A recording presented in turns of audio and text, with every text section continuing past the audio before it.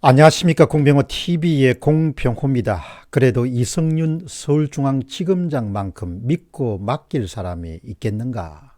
유력 검찰총장 후보였던 이성윤 지검장의 후보 추천 탈락을 보면서 문 대통령과 아마도 여권 수뇌부 입장에서 그런 아쉬운 생각이 아주 강했을 것입니다.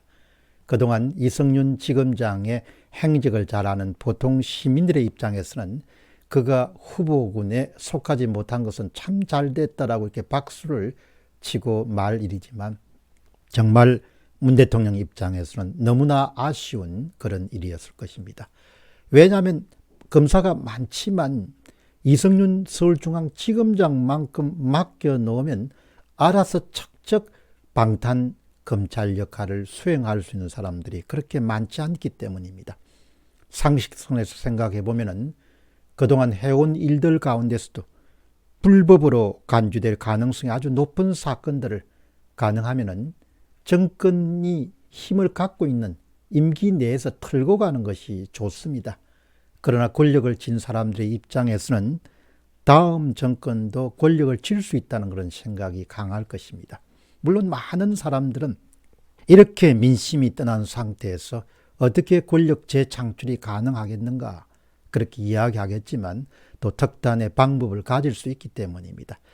따라서 지금만 막을 수 있으면 불법적인 사건들을 영원히 덮어버릴 수 있다, 이렇게 생각하고 있을 것으로 봅니다.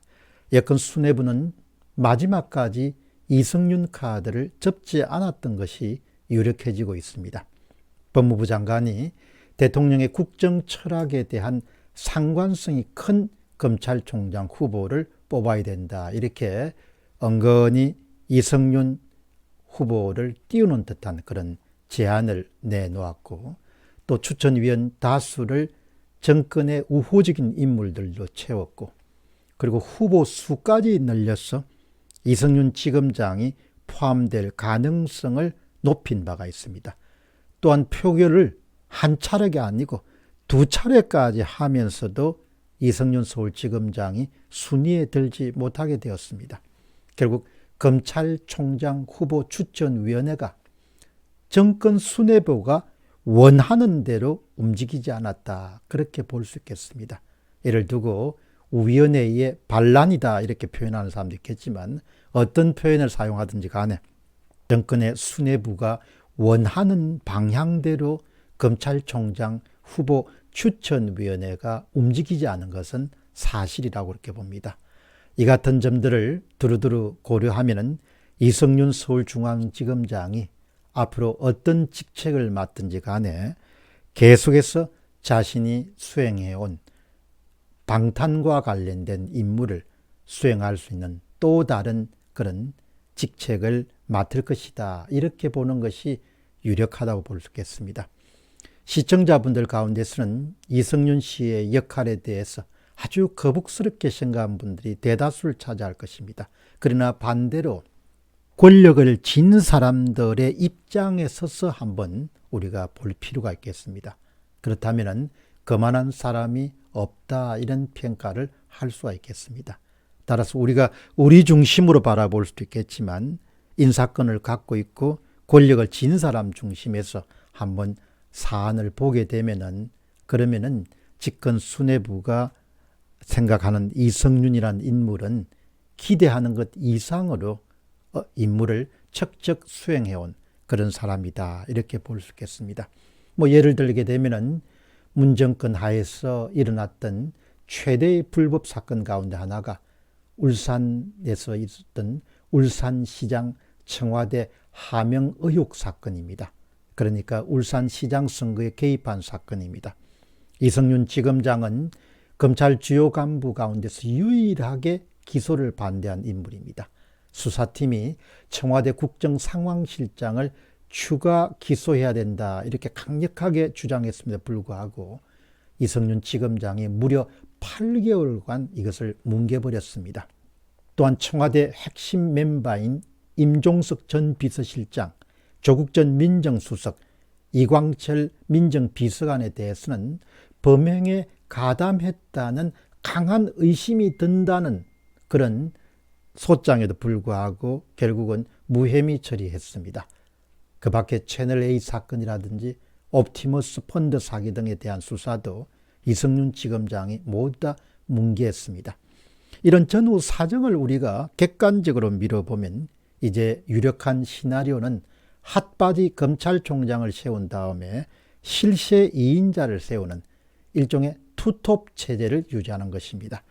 그래서 누가 검찰총장이 되든지 간에 이성윤 서울중앙지검장의 임무 수행에 대해서는 전혀 방해물이 되지 않도록 그렇게 하기 위해서는 이성윤 서울중앙지검장이 유임되거나 영전할 가능성이 아주 높다 이렇게 볼 수 있겠습니다.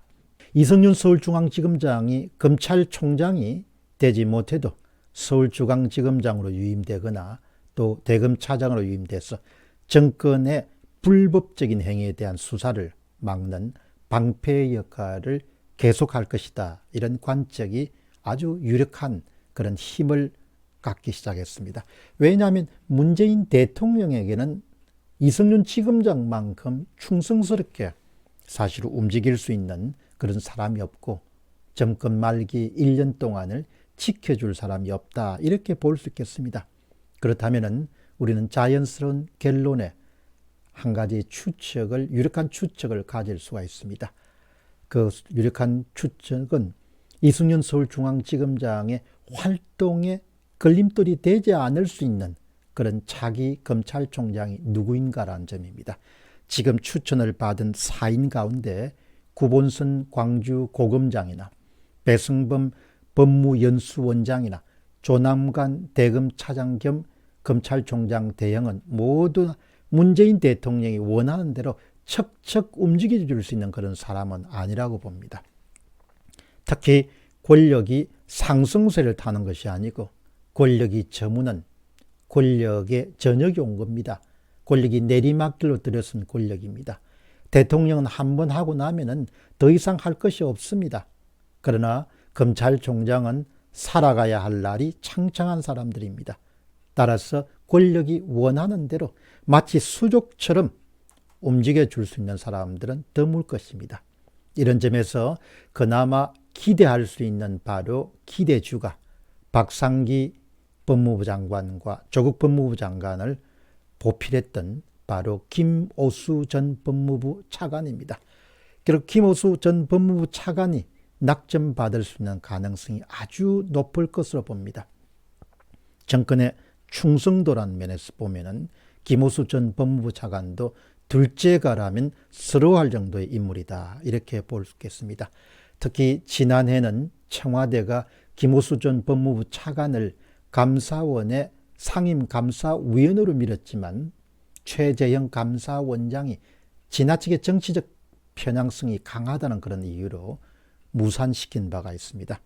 결국은 친정권 검찰총장과 실세 서울중앙지검장 혹은 실세 대검차장으로 진영을 꾸려서 임기 마지막 해를 넘길 것이다. 이런 것이 유력한 그런 추측입니다. 그래도 게임이 아직 끝난 것은 아닙니다. 이성윤 서울중앙지검장은 현재 김학의 전 법무차관 불법 출급 외압 혐의로 피의자 신분에 있습니다. 그리고 김오수 전 법무부 차관도 그 사건으로 인해서 서면 진술서를 제출한 것으로 알고 있습니다. 그래도 크게 문제가 되지 않을 것으로 봅니다.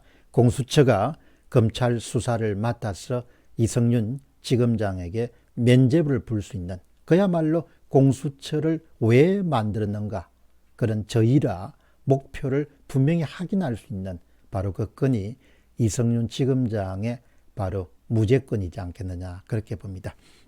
아무튼 모든 것이 집권 말년에 방탄용 인사에 모아지고 있다고 보면은 김오수 그리고 이성윤 콤비 탄생은 상당히 가능성이 있는 시나리오가 될 수 있다. 이렇게 볼 수 있겠습니다.